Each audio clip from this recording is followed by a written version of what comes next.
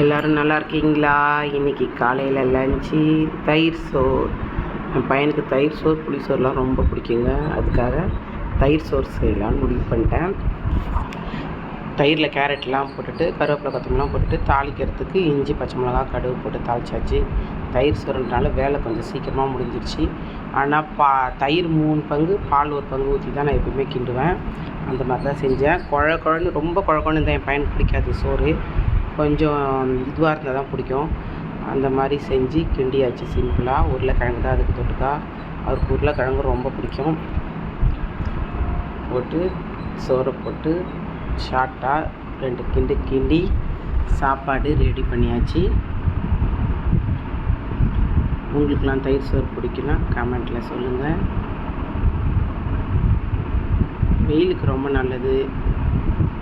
சரி கேட்டானேன்னு சொல்லிட்டு செஞ்சிட்டேன். முன்னாடிலாம் நான் கேரட்லாம் போட்டதில்லை. இப்போ தான் கேரட்லாம் போட்டு கிண்டுறேன். நல்லா இருந்துச்சு சாப்பாடு. உங்களுக்கு பிடிச்சா லைக் பண்ணுங்கள். டாட்டா பாய்.